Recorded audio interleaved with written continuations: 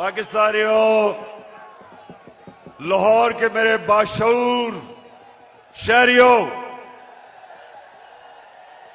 पहले बताएं आप तैयार होंगे जो मैं आपको बाद में बताने लगा हूं मेरे साथ इंशाल्लाह। अच्छा, अब मैं आपको जिस चीज की मुझे और बहुत तकलीफ है कि वो केसेस जो भी ताकतवर है यहां, उनको हमारा इंसाफ का निजाम कानून के नीचे ला ही नहीं सकता। अब ये सोचें कि जब हमारे नबी सल्लल्लाहु अलैहि वसल्लम ने कहा था कि कौम तबाह हो जाती जब ताकतवर को नहीं पकड़ती, डाकू को और सिर्फ छोटे चोरों को पकड़ती है, उनकी सोचें, उनकी हिकमत, यानी उनमें अल्लाह ने उनको सबसे दुनिया का अजीम आदमी किसी वजह से बनाया था और हमें हुक्म किया था कि उनकी सुन्नत पे चलो। देखिए, छोटा चोर भैंस चोरी कर लेगा, मोटरसाइकिल चोरी कर लेगा, ज्यादा से ज्यादा गाड़ी चोरी कर लेगा, कितना पैसा बना लेगा। लेकिन जब बड़ा डाकू चोरी करता है, अरबों रुपए की चोरी करता है, अब वो बिस्तर के नीचे नहीं वो पैसा रख सकता, वो बैंक में नहीं डाल सकता क्योंकि पकड़ा जाएगा। लिहाजा वो पैसा मुल्क से बाहर भेजता है, दुगना नुकसान करता है, चोरी भी बड़ी करता है। और जब वो पैसा मुल्क से बाहर भेजता है, जिसको मनी लॉन्ड्रिंग कहते हैं, तो वो डॉलर खरीद के भेजता है। जब वो डॉलर खरीदता है, डॉलर के ऊपर प्रेशर पड़ता है, रुपए की कीमत गिरती है। जब रुपया गिरता है, महंगाई आती है, गुर्बत बढ़ती है। आज ये हाल है कि यूनाइटेड नेशंस के सेक्रेटरी जनरल ने एक कमेटी बनाई है जिसको कहते हैं फैक्ट टाइप पैनल। उस पैनल को उसने कहा इन्वेस्टिगेट करो कि क्या वजह है कि गरीब मुल्क गरीब हो रहे हैं और अमीर मुल्क अमीर हो रहे हैं। आपको पता है उस पैनल ने क्या, उसने जब इन्वेस्टिगेट किया तो क्या चीज सामने आई कि हर साल, पाकिस्तानियों इधर और से सुनो, हम IMF से हम सिर्फ 6 अरब रुपए के कर्जा जब लेते हैं तो हमें उनकी हर बात माननी पड़ती है। हमें मुल्क के ऊपर एक जंजीर डल जाती है गले में, 6 अरब डॉलर पे। तो हर साल गरीब मुल्कों से जो पैसा जाता है अमीर मुल्कों में, ऑफशोर अकाउंट्स में, लंदन फ्लैट्स में, वो 1700 अरब डॉलर है। 1700 अरब डॉलर हर साल गरीब मुल्कों से चोरी होकर अमीर मुल्कों में जाता है। हमारे मुल्क से अंदाजा लगाया जाता है 15 अरब डॉलर हर साल बाहर जाता है चोरी करके। और वो कौन करता है? वो भैंस चोर या मोटरसाइकिल चोर नहीं करता, वो ये बड़े बड़े डाकू जो आज ऊपर मुसल्लत कर दिए हैं, ये चोरी करके पैसा बाहर भेजते हैं। और इसलिए मेरे पाकिस्तानियों, इनका मुकाबला करना है हमने। ये है हमारी हकीकी आजादी की जंग जो मैं आपको आज तैयार करवाने आया हूं। उसके लिए ये मैंने सुना है कि ये मीर जाफर की हुकूमत ने फैसला किया है कि कमीशन बनाएंगे उमर असले के ऊपर। शहबाज शरीफ, तुम और तुम्हारी फैमिली से ज्यादा झूठे लोग दुनिया में आए नहीं हैं। तुम्हारे से ज्यादा करप्ट लोग इस दुनिया में नहीं आए। आपने तो जाके लाहौर हाई कोर्ट में गारंटी दी थी कि नवाज शरीफ वापस आ जाएगा।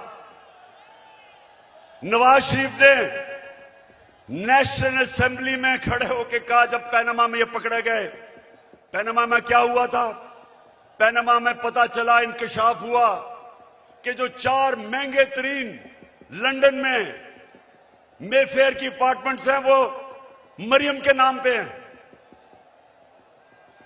तो जब पैनामा में यह इंकशाफ हुआ तो नवाज शरीफ ने असेंबली में जाके कहा कि ये है वो दस्तावेज जो साबित करते हैं कि ये लीगल खरीदे गए हैं।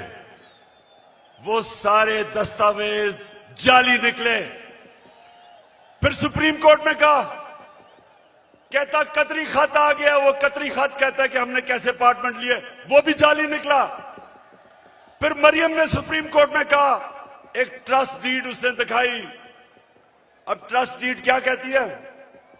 उन्होंने कहा जी ये मेरे भाइयों के मेरे बीच में ये ट्रस्ट डीड थी।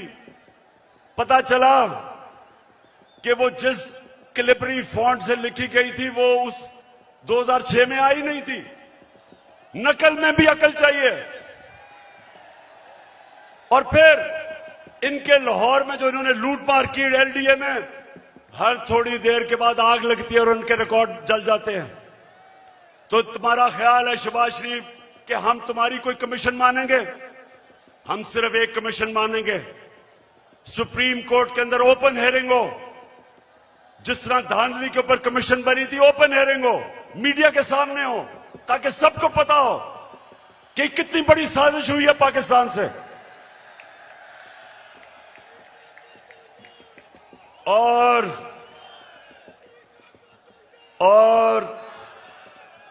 ये जो भी चीफ इलेक्शन कमिश्नर है, ये जो चीफ इलेक्शन कमिश्नर है, इसको तो नून लीग के अंदर कोई ऑफिस का ओहदा दे दो। इसका जितना इसने तहरीक इंसाफ के खिलाफ काम किया आके, मैं तो कहता हूं कि नून लीग के लोग भी शर्म आती है उनको काम करते हुए कि सारे फैसले हमारे खिलाफ। फॉरेन फंडिंग केस क्या है? हमें बैरून मुल्क पाकिस्तानियों ने पैसे भेजे, वो पाकिस्तानी जो कि 31 अरब डॉलर इस मुल्क को भेजते हैं जिस पे पाकिस्तान चलता है, वो फॉरेन फंडिंग नहीं है। और हमने इनको बार बार कहा है कि जब भी आप इन्वेस्टिगेट करें तो नून लीग की भी साथ इन्वेस्टिगेशन करें, पीपल्स पार्टी की भी करें। और लाहौर के लोगों, मैं आपके सामने दावा करता हूं कि जब भी हमारी सामने इन्वेस्टिगेशन होगी, दूध का दूध पानी का पानी हो जाएगा। एक पार्टी होगी पाकिस्तान की तारीख में जो पॉलिटिकल फंड रेजिंग करती है, लोगों से पैसे इकट्ठे करती है। इनके पैसे वो बिजनेसमैन देते हैं जिनके साथ मिलकर ये पैसे बनाते हैं, उनको कॉन्ट्रैक्ट्स दिलवाते हैं, फिर उनसे पैसे लेते हैं। एक एक का नाम भी मुझे पता है, उनसे पैसे लेते हैं। इनके पास कोई फंड रेजिंग का तरीका नहीं है। तो मैं चैलेंज करता हूं कि अगर हिम्मत है तो हम तीनों के इकट्ठे केस सुनो, ताकि सारी कौम को पता हो, सारी कौम के सामने आए कि किससे सही माने में पैसे इकट्ठे करें और कौन 2 नंबरी से पैसे इकट्ठे करता है। तब्दीली ना नहीं रही, तब्दीली आ गई है। वैसे मैं सोचता हूं ये नून लीग के और पीपल्स पार्टी के लोगों को मैं सोचता हूं, और वो डीजल वाले के लोगों को भी, कि मुझे ये बताएं कि कोई आपको शर्म नहीं आती कि वहां जरदारी फैमिली के अलावा कोई नहीं आता ऊपर, यहां शरीफ फैमिली के अलावा कोई नहीं आता, उधर फजल रहमान के बेटों के अलावा कोई नहीं आता? कोई आपको शर्म नहीं आती कि किसी में सलाहियत नहीं ऊपर आने की? हमारी पार्टी में क्यों नहीं है? बताएं मेरा कौन सा रिश्तेदार है? बताएं कौन है रिश्तेदार, कौन सा दोस्त है मेरा पावर में? क्योंकि मेरिट के ऊपर चल रहे हैं हम। ये खानदानी पार्टीज, मैं इनके ऊपर हैरत मुझे होती है कि क्यों नहीं इनको अजीब लगता कि वो एक बच्चे को बाहर से उर्दू उसको पूरी आती नहीं, उसके सामने बड़े बड़े झुके हुए होते हैं। वो जब नवाज शरीफ प्रेसिडेंट ओबामा को मिला पर्चियां पकड़ के, तो जिसकी काम पे टांग रही थी, 14 साल हो गए, उर्दू नहीं आ रही सही तरह, करती करते में फर्क ही नहीं पता चलता उसको। तो दूसरी तरफ वो मरियम तैयार है, जिसने जिंदगी में 1 घंटे का काम नहीं किया, वो तैयार बैठी है, उसका बेटा तैयार बैठा है, उनके रिश्तेदार तैयार बैठे हैं सबके। तो कोई इनके लोगों को कोई एहसास नहीं कि ये हैं कौन, इनकी सलाहियत क्या है स्वाय चोरी करने के, कि इनके अलावा कोई ऊपर ही नहीं आ सकता। मैं आपसे आखिर में अब जो मैं बात करने आया था, आप सबको यहां इकट्ठा किया, उस पर मैं आने लगा हूं। तो मैं सबसे पहले पाकिस्तानियों, अब आपने थोड़ी सी जरा तहम्मुल से मेरी बात सुननी है, क्योंकि इसके लिए मैंने आज आपको बुलाया है। देखिए पाकिस्तानियों,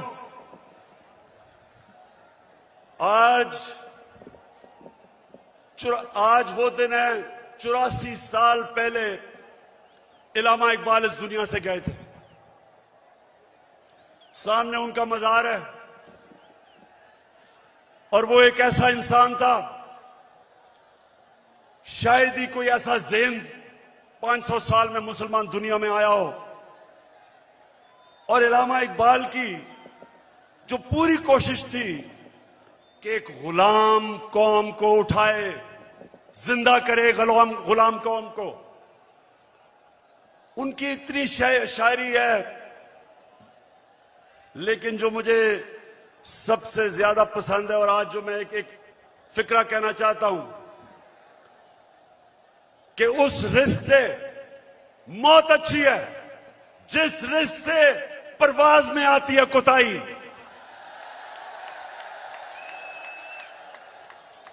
पाकिस्तानियों, यहां 1940 में जब कायदे आजम ने पाकिस्तान की रेजोल्यूशन करारदाद पाकिस्तान पास की थी, तो वो क्यों एक इतनी बड़ी ख्वाब उन्होंने यह अनाउंस की थी कि हिंदुस्तान के मुसलमानों ने फैसला किया कि हम एक आजाद मुल्क में रहना चाहते हैं। ये पाकिस्तान सिर्फ इस खित्ते के मुसलमानों के लिए नहीं था, जो हिंदुस्तान में मुसलमान जो नहीं पाकिस्तान आ सके, उन्होंने भी वोट दी पाकिस्तान के लिए, क्योंकि पाकिस्तानियों बड़ी ख्वाब का नाम था पाकिस्तान। और पाकिस्तान का जो नारा था, पाकिस्तान का मतलब क्या, मैं ये चाहता हूं आज कि पहले आप ला इलाहा इल्लल्लाह का मतलब सही माने में समझ लें।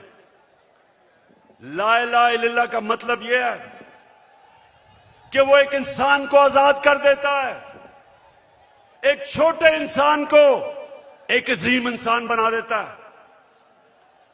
मौलाना रूमी ने कहा कि अल्लाह ने जब तुम्हें पर दिए, क्यों चूंटियों की तरह जमीन में रेंग रहे हो? क्योंकि ला इलाहा इल्लल्लाह इंसान को पर देता है।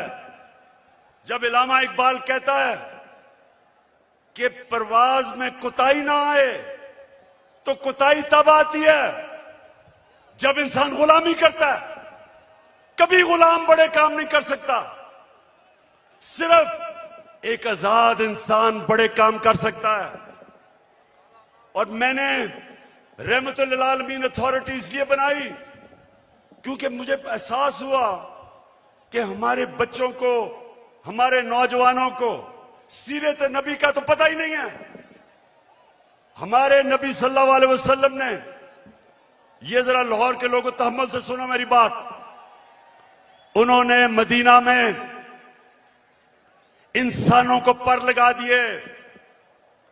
वो अरब जिनकी कोई हैसियत नहीं थी, दो सुपर पावर थी दोनों तरफ, पर्शियन और रोमन एम्पायर, बेजेंटाइन एम्पायर, बीच में वो अरब जिनकी कोई हैसियत नहीं थी। मैंने इसलिए अपने बच्चों को फैसला किया कि हम सीरत नबी पढ़ाएं अपने नौजवानों को, ताकि आपको पता तो चले कि क्यों अल्लाह ने हमें हुक्म दिया है कि नबी के रास्ते पे चलो, क्योंकि उससे अजीम इंसान कभी आया ही नहीं, ना आ सकता है। उन्होंने उन लोगों को जो बटे हुए थे कबीलों के अंदर, उनको सबको इकट्ठा किया एक नजरिए के ऊपर। ला इलाहा इल्लल्लाह का मतलब उनके दिलों में गया, उनकी जंजीरें टूटी, जंजीरें जो इंसान को जमीन पे रखती हैं। इकबाल के शाहीन बने वो, दुनिया की उन्होंने इमामत की, और ये दुनिया की तारीख का हिस्सा है। ये सारी दुनिया की तारीख का हिस्सा है जिसका हमें पता ही नहीं है कि उन्होंने क्या किया था, जो इंसानों की जंजीरें तोड़ के उन सबको दुनिया की लीडर्स बना दिया। तो पाकिस्तानियों, इसलिए मैं आज आपके पास आया हूं कि ये जब कहता है कि बेकर्स आर नॉट, कि हम जनाब मकरूज हैं इसलिए गुलाम हैं। शहबाज शरीफ, तुम पैसे के गुलाम हो, हम कौम आजाद हैं। और दूसरा कहता है कि जनाब हम तो लाइफ सपोर्ट मशीन पे हैं, अमेरिका जब चाहे बंद कर दे। शर्म करो, शर्म करो कि 22 करोड़ लोगों को तुमने गुलाम बना के रख दिया, क्योंकि तुम खुद गुलाम हो, तुम्हारे पैसे बाहर पड़े हैं, अपने पैसों की पूजा करने वाले तुमने। हम जो एक बड़ी अजीम ख्वाब पाकिस्तान जो बनना था, आपने हमें चूंटियों की तरह जमीन पे रखा हुआ है। मैं आज आपको आजाद करने आया हूं। मैं आप आज से अहद लेने आया हूं कि हमने इकबाल का शाहीन बनना है। हमने किसी सूरत किसी के सामने झुकना नहीं है। हमने 22 करोड़ की एक ऐसी कौम बनना है, वो कौम बनना है। और मेरा लीडर कायदे आजम था, जो एक गुलाम हिंदुस्तान में भी आजाद आदमी था। तो पाकिस्तानियों, मैं चाहता हूं कि आप अपना मुकाम समझें। कुरान में अल्लाह कहता है कि मैंने इंसान को अशरफुल मखलूकात बनाया, सबसे अजीम मखलूक। फरिश्तों को कहा कि इंसान के सामने झुको। शैतान को उन्होंने जन्नत से निकाला एक वजह से, इबादत तो वो सबसे ज्यादा करता था अल्लाह की, क्योंकि उसमें तकब्बर था, कहता मैं इंसान के सामने नहीं झुकता। और अल्लाह ने उसे कहा कि तुम्हें भी अंदाजा नहीं कि मैंने इसको क्या सलाहियतें दी हैं। और कुरान में फिर ये भी है, जब इंसान ऊपर जाता है तो फरिश्तों के उससे ऊपर चला जाता है, लेकिन जब वो गिरता है जानवरों से नीचे गिर जाता है।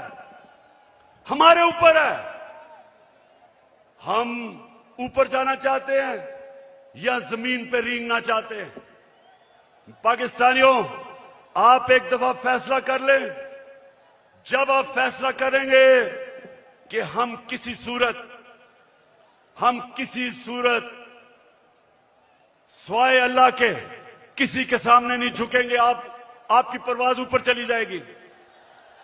जिस दिन ला इलाहा इल्लल्लाह का मतलब आप समझ गए, आपकी जंजीरें टूट जाएंगी। ये जो गुलामी की जंजीरों में हमें डालना चाहते हैं, टूट जाएंगी। अब सब उठ जाएंगे।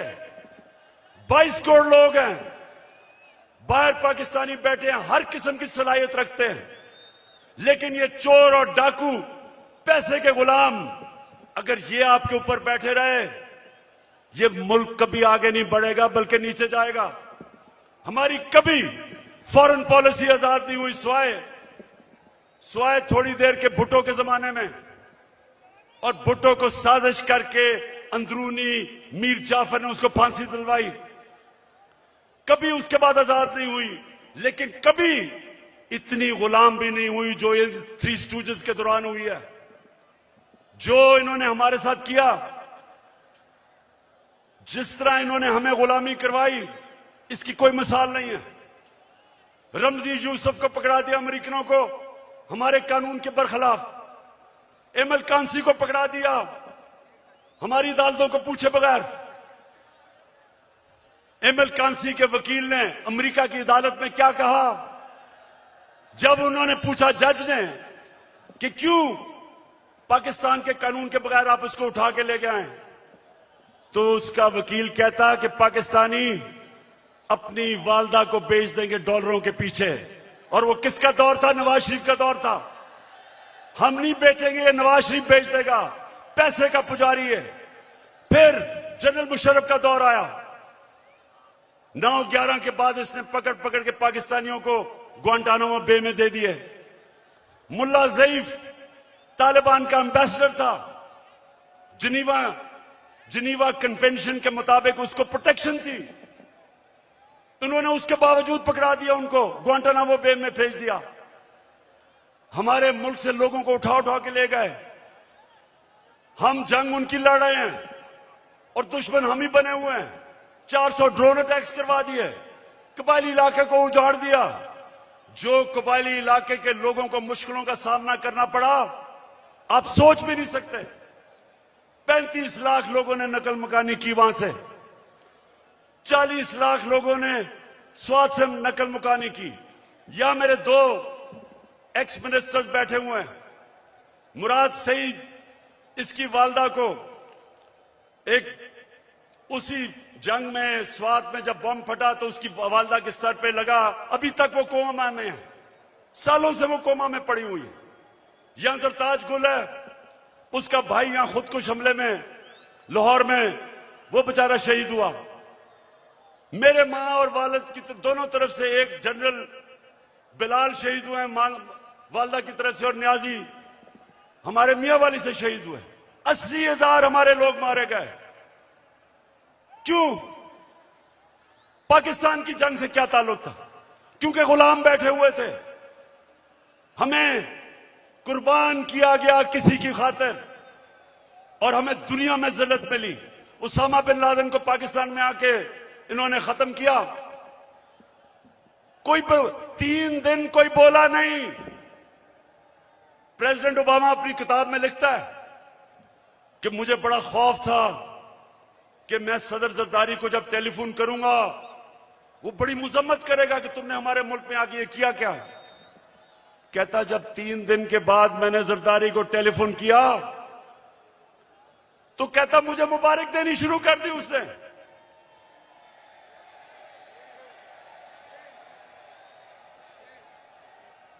किसी के मुल्क में आके जो आपकी जंग लड़ रहा है, उसी मुल्क में आके आप किसी को मार दें और आपको बताएं भी ना, और वो सारी लीडरशिप हमारी पैरों में पड़ी हुई थी। पाकिस्तानियों याद रखें, आपकी कभी दुनिया इज्जत नहीं करेगी जब तक आप अपनी खुद इज्जत नहीं करेंगे।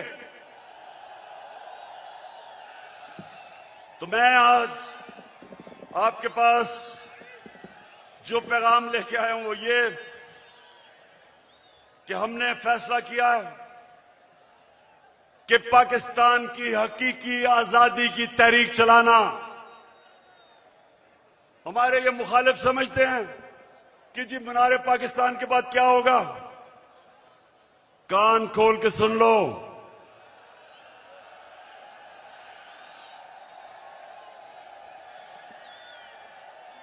कान खोल के सुन लो कि असल पार्टी तो अब शुरू हुई है।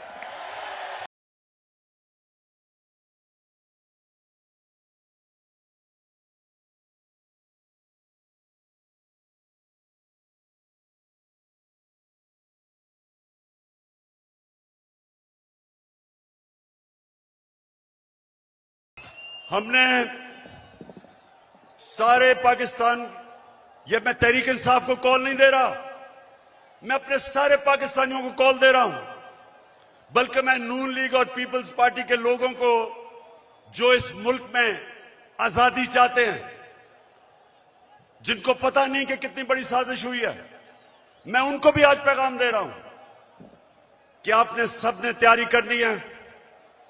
गली गली, मोहल्ले मोहल्ले, शहरों में, गांव में आपने सबने तैयारी करनी है, आज से शुरू करनी है। आपने मेरी कॉल की इंतजार करनी है जब मैं आप सबको इस्लामाबाद बुलाऊंगा।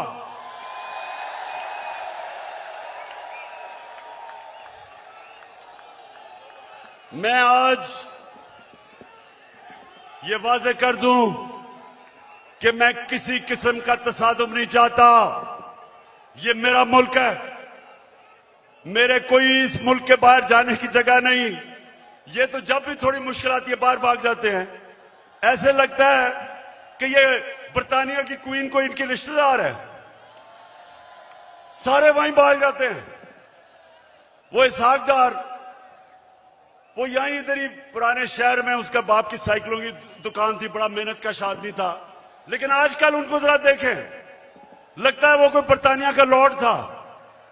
तो ये वो लोग हैं, ये वो लोग हैं जब मुश्किल पड़ती है बाहर भाग जाते हैं। हमारा मेरा जीना मरना पाकिस्तान है। किसी किस्म का मैं तसादुम नहीं चाहता अपने मुल्क में। हमारी फौज है, हमारी पुलिस है। और फौज का भी मैं ये कह दूं कि अगर हमारे पास एक ताकतवर फौज ना होती तो आज पाकिस्तान के 3 टुकड़े हुए होते।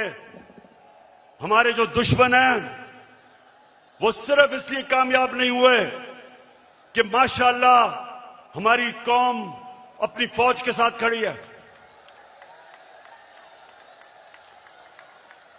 हमारी फौज ने एक गलत फैसला मुशर्रफ ने किया, गलत फैसला उसने किया, लेकिन हमारी फौज ने जिस तरह की कुर्बानियां दी, वो कुर्बानियां ना देते तो आज पाकिस्तान का भी वो जो शाम और इराक का हाल है वो होता।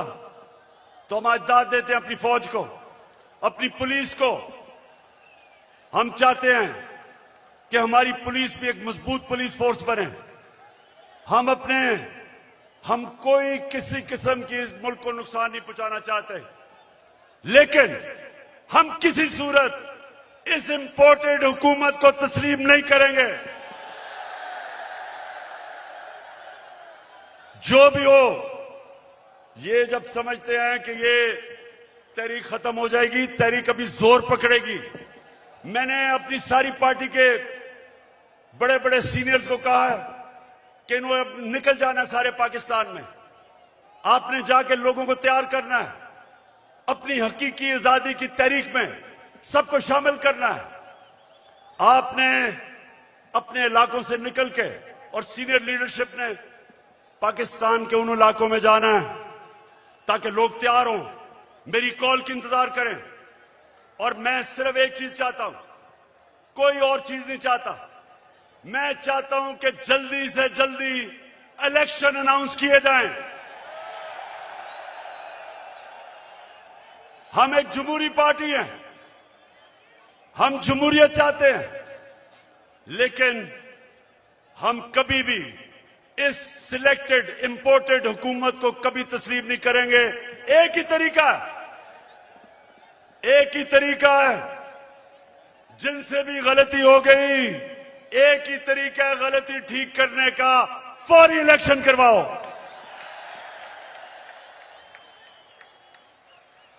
27वीं तारीख को मैं चाहता हूं मेरे पाकिस्तानियों, 27वीं तारीख को शबे दुआ की रात हम बनाएं, अल्लाह से दुआ करें कि हमारी हकीकी आजादी की तहरीक को कामयाब करे अल्लाह। और मैं सबसे अब आखिर में ये अहद लेना चाहता हूं, आपने आज हाथ खड़ा करके मेरे साथ एक अहद करना है कि आपने मेरे बाद रिपीट करना है। अभी जवाब आपको कहूंगा, रिपीट करना है। क्या हम सब आज अहद करते हैं कि हम अपने मुल्क की हकीकी आजादी और जमहूरियत के लिए हर वक्त जद्दोजहद करेंगे, तब तक जद्दोजहद करेंगे जब तक इलेक्शन अनाउंस नहीं होते। पाकिस्तान जिंदाबाद।